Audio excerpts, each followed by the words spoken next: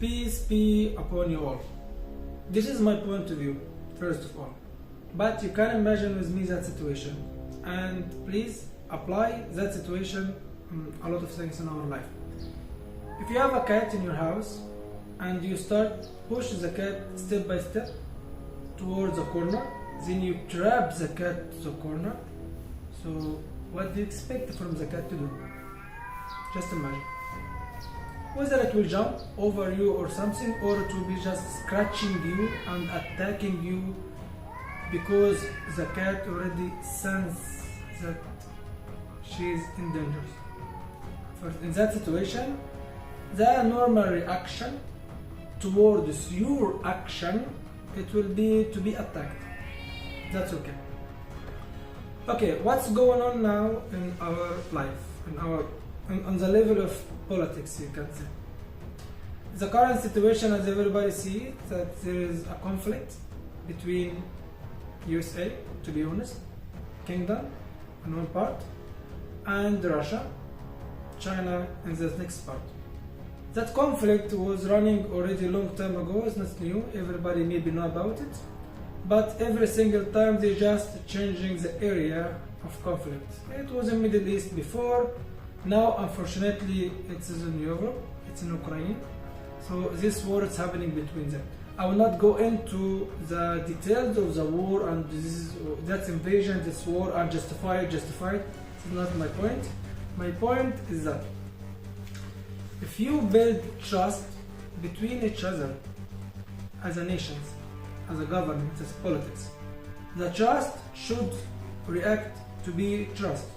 In that situation, we will have more balanced situation, which means if you integrate into each other economically, especially economically, sharing knowledge, sharing science, sharing every single thing, in that situation you will be very entanglement into each other, which makes you later on difficult to just release, especially if such a country, a huge country like Russia, is very close to Europe. So that's logical. But really, what is going on in the last, we can say, 30 years? We have this Warsaw allies, and then we have UN, NATO allies together. It was against Soviet Union collapsed. Then already Warsaw allies also extracted, and there is no Warsaw allies, but NATO still exists. Since 1990, and NATO still expanding east towards Russian border. NATO says that we are a defensive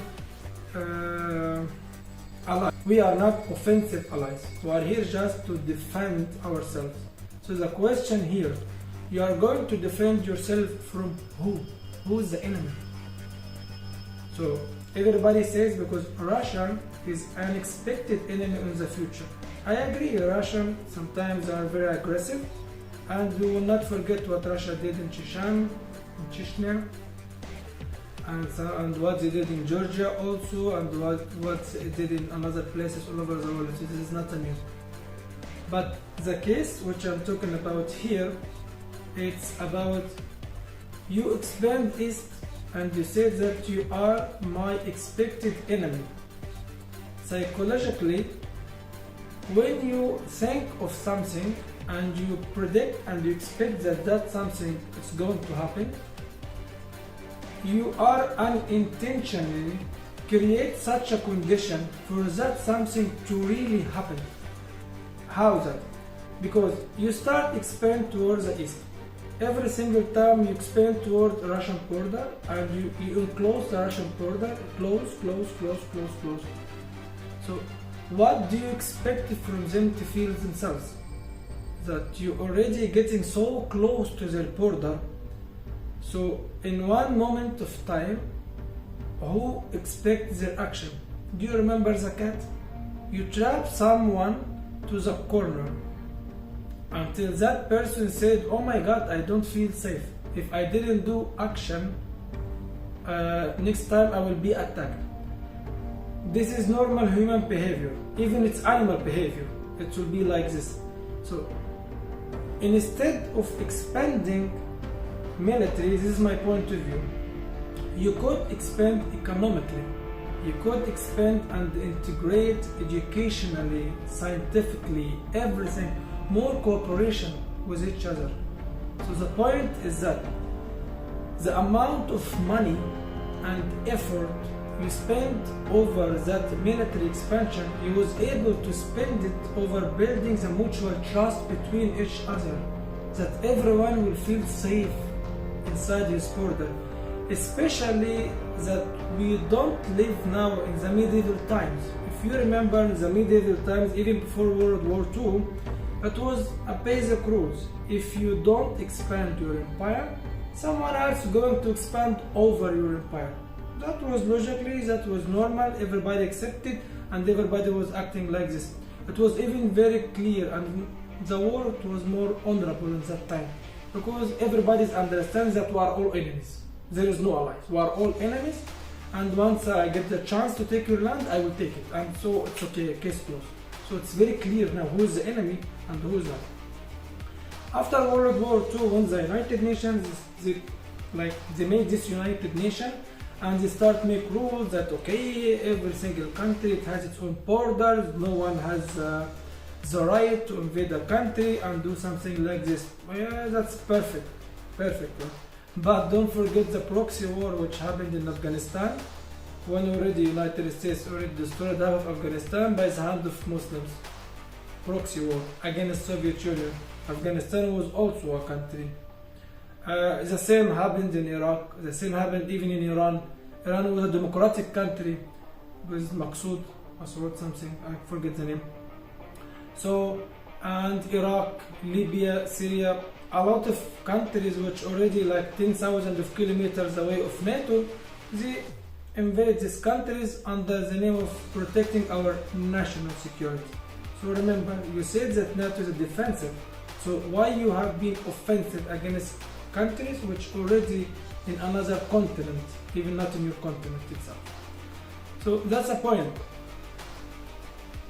Besides that, United Nations, when they said that each country has its own border and there is a law, there is rules. So now we are not living anymore in the medieval times.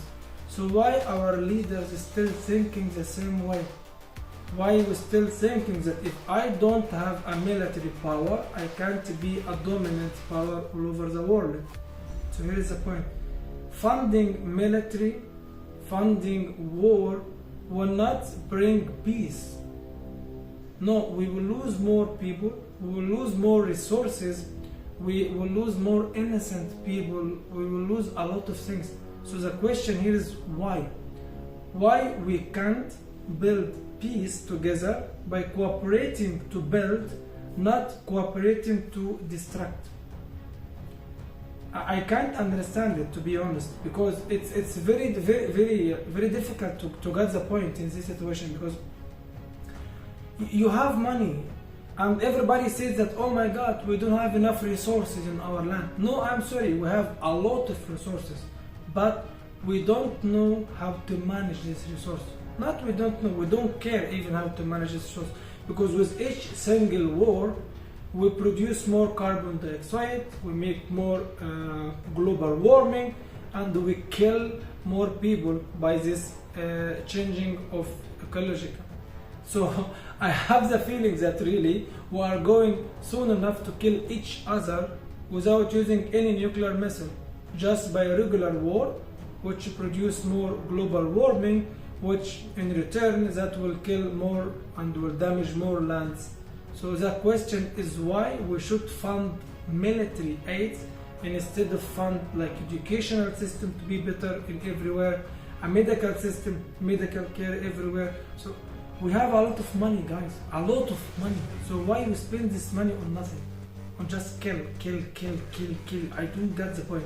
Why you should kill if you can give a life? So this is a lot of logical things.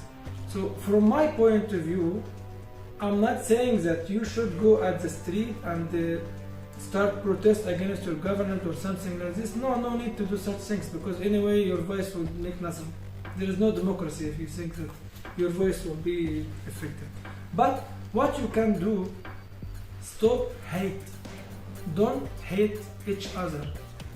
Don't spread that hate speech, like I hate these people because they are like this or like that. No need to hate people. But you should learn, you should know, you should educate yourself about why that happened. Who are these people? Because a lot of us, we have this phobia. So we should know how to override that phobia. Not just spread the phobia, spread the hate. Because remember, there is, for each action, it will be a reaction. And sometimes this reaction will be infinite cycle. And you will never stop. Unfortunately, that things will never stop until we destroy each other. So try to spread peace. Try to educate yourself. Try to see who is your real enemy. Because sometimes really the person who you see as an enemy is not your enemy at all. He is really your friend. But he has no choice except acting that way. Because the real enemy trapped this person in the corner and did give this person a chance. I am not defending Russian invasion to Ukraine. Just to be point. That's it. Invasion is invasion. It's over. But you should know why that happened. You should try to prevent that from happening in the future. If your voice is effective because you live in a democratic country, so you can vote against war. I'm not saying go protest at the street. No, use the legal ways. Vote against war. Vote against joining military allies. Vote against every single thing could kill people. It doesn't make difference who you are, where you are. If your voice makes things, make effect, so you should do such things. You should move toward peace. You should try to know who is around you. You shouldn't believe each single word or phrase you hear from media. You shouldn't believe even this politician with a fancy suit. Because these people with a fancy suit, they will give an order and they will sit in their offices and only you who will pay the cost of that order. So why you should pay the cost of something which you are not participating in? Why you should be patient and wait for years and years for life to be better? Do you think that if you were rid out of this Russian gas or neft or whatever, that will make your life better? Not at all. At least it will, at contrary, will make your life worse because you will pay more money from your own pocket. What is the problem? To cooperate, to sit together on one table, that's for politicians, and to try to solve that issue between you. You have something personal, so please fix it. I have nothing to do with that situation. So why you involve me in that situation? So that's the point. You are a politician. You should think about me first of all, not think about your personal interest or your personal problem with someone else all over the world. No, learn to override your problems, override your issues, sit together, talk together, find solution for us, for people to live better. Because every single time we're funding machine killing, funding military, funding weapons industry, stuff like this, we are killing more innocent people. So please try to learn, try to find solution.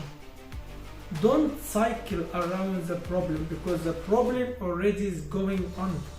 Solution is very clear. Sit, speak. You solve everything. If you want to win any fight, never enter this fight, because once the fight starts, so everybody lose.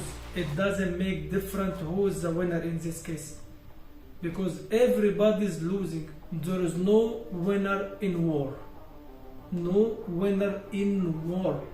So try, please, as a nation, to vote against every single hostile move, allies, military, weapons, stuff like this. As a politician, please override your personal issues. Sit together, fix your problem. That's the only hope for humanity, because your personal issues between each other, we pay the cost of it. From our pockets, from our life, from our friends, our family, from everything. I don't know if my voice will reach someone or not. To be honest, I don't know. But I am doing my best. That's all what I can do. Now, it is your turn to do something. But please do it peacefully and don't break the law. I hope I was maybe clear. Thank you for listening. Bye.